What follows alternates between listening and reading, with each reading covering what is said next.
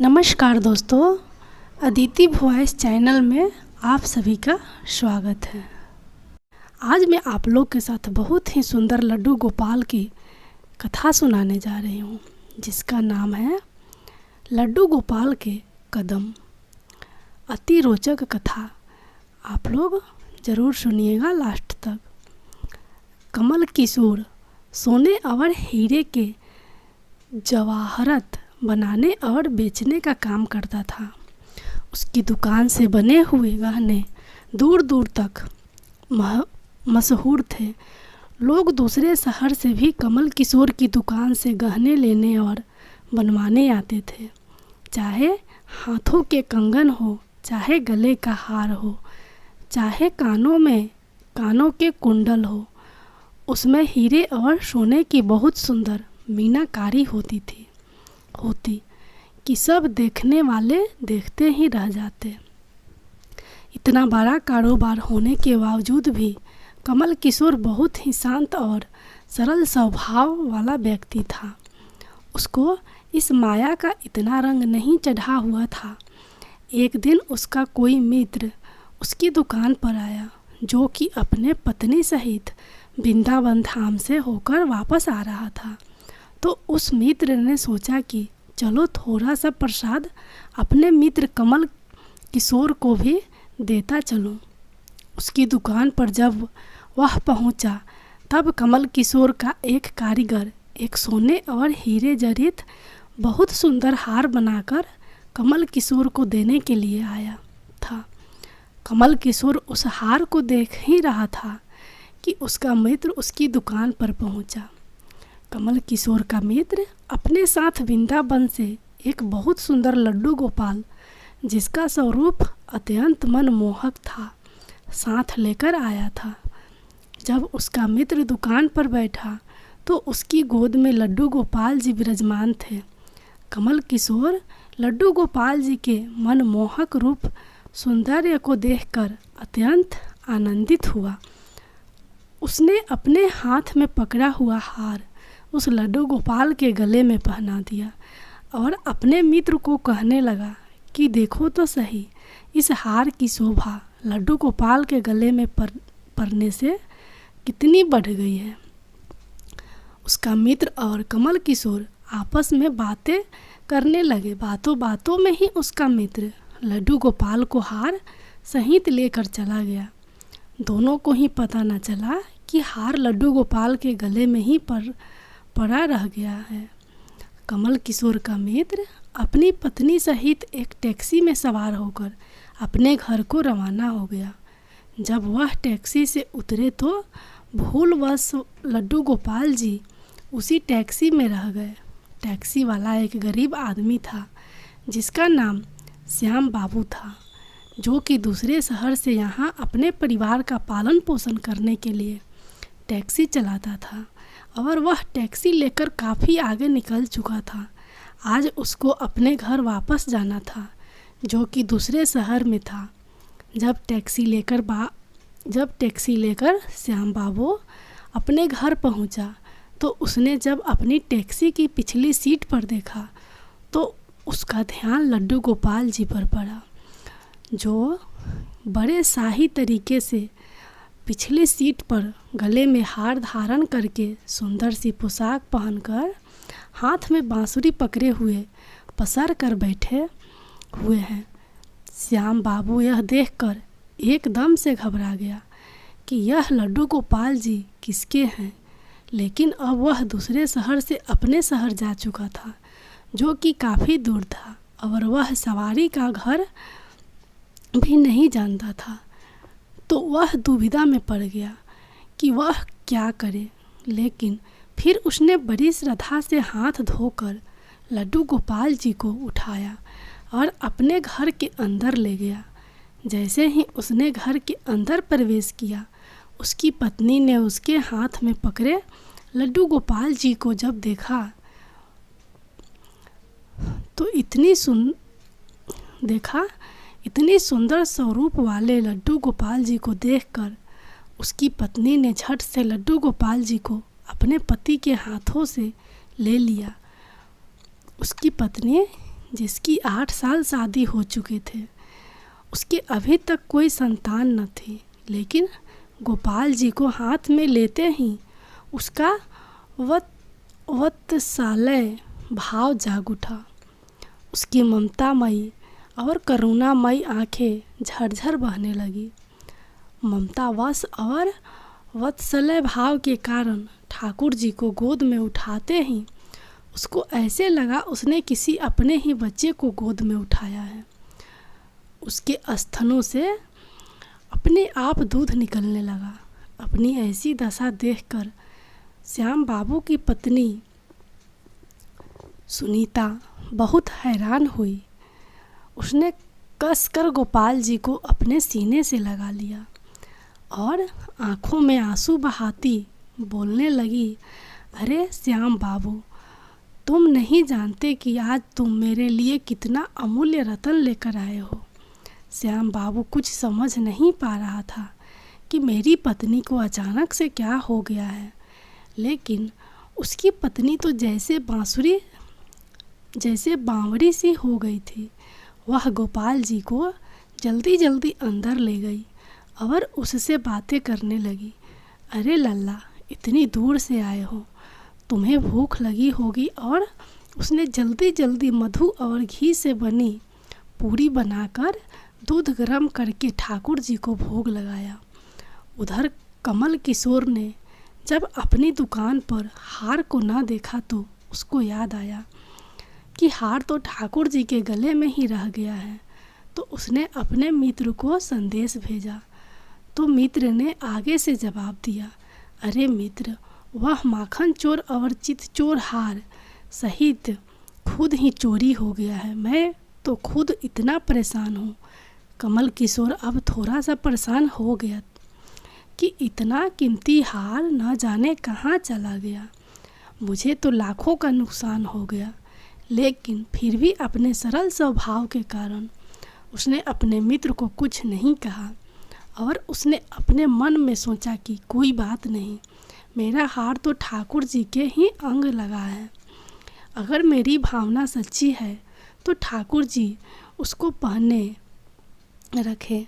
और उधर श्याम बाबू और उसकी पत्नी सुनीता दिन रात ठाकुर जी की सेवा करते। अब तो मालती और बाबू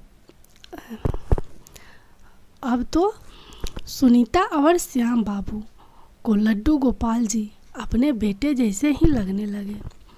लड्डू गोपाल जी की कृपा से अब सुनीता के घर एक बहुत ही सुंदर बेटी ने जन्म लिया। इन सब बातों को श्रेय वह लड्डू गोपाल जी को देते हैं कि यह हमारा बेटा है और अब हमारी बेटी हुई है। अब हमारा परिवार पूरा हो गया। मालती लड्डू गोपाल जी को इतना स्नेह करती कि रात को उठ कर देखने जाती थी कि लड्डू गोपाल जी को कोई कष्ट तो नहीं है। ऐसे ही एक दिन कमल किशोर व्यापार के सिलसिले में दूसरे शहर आना पड़ा, जहाँ पर श्याम बाबू रहता था।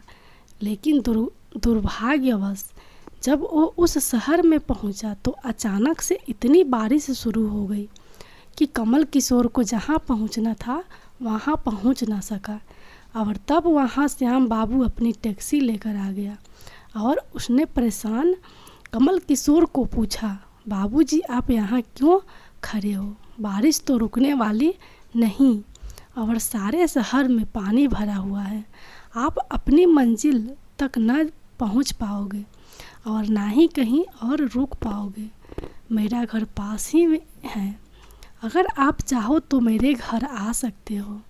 कमल किशोर, जिसके पास सोने और हीरे के काफ़ी गहने थे, वह अनजान टैक्सी वाले के साथ जाने के लिए थोड़ा सा घबरा रहा था। लेकिन उसके पास और कोई चारा भी नहीं था और वह श्याम बाबू के घर उसके साथ टैक्सी में बैठकर चला गया। घर पहुंचते ही श्याम बाबू ने सुनीता को आवाज़ दी कि आज हमारे घर मेहमान आए हैं, उनके लिए खाना बनाओ। कमल किशोर ने देखा कि श्याम बाबू का घर एक बहुत छोटा सा लेकिन व्यवस्थित ढंग से सजा हुआ है। घर में अजीब तरह के इत्र की खुशबू आ रही है जो कि उसके हृदय को आनंदित कर रही थी। जब सुनीता ने उसको भोजन परोसा तो कमल किशोर को उसमें अमृत जैसा स्वाद आया।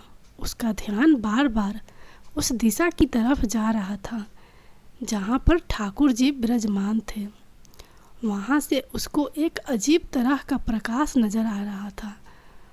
तो हार कर कमल किशोर ने श्याम बाबू को पूछा कि अगर आपको कोई इतराज ना हो तो क्या आप बता सकते हो कि उस दिशा में क्या रखा है? मेरा ध्यान उसकी तरफ आकर्षित हो रहा है। तो श्याम बाबू और सुनीता ने एक दूसरे की तरफ मुस्कुराते हुए कहा कि वहाँ पर तो हमारे घर के सबसे अहम सदस्य लड्डू गोपाल जी विराजमान हैं। तो कमल किशोर ने कहा, क्या मैं उनके दर्शन कर सकता हूँ? तो सुनीता उनको उस कोने में ले गई जहाँ लड्डू गोपाल जी विराजमान थे। कमल किशोर लड्डू गोपाल जी को और उनके गले में पड़े हार को देखकर एकदम से हैरान हो गया।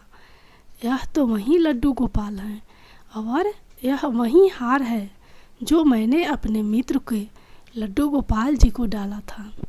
कमल किशोर ने बड़ी विनम्रता से पूछा कि यह गोपाल जी तुम कहाँ से लाए? बाबू, श्याम बाबू, जिसके मन में कोई छल कपट नहीं था, उसने कमल किशोर को सारी बात बता दी कि कैसे उसको सौभाग्य से गोपाल जी मिले और उनके हमारे घर आने से हमारा दुर्भाग्य सौभाग्य में बदल गया। तो कमल किशोर ने कहा, क्या तुम जानते हो कि जो हार ठाकुर जी के गले में पड़ा है उसकी कीमत क्या है? तो बाबू और मालती ने उसकी कीमत क्या है? तो श्याम बाबू और सुनीता ने बड़ी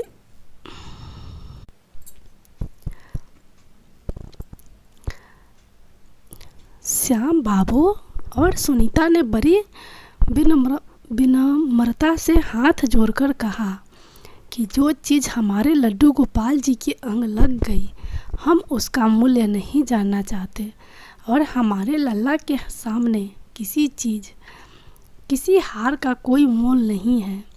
तो कमल किशोर एकदम से चुप हो गया और उसने मन में सोचा कि चलो अच्छा है, मेरा हार ठाकुर जी ने अपने अंग लगाया हुआ है।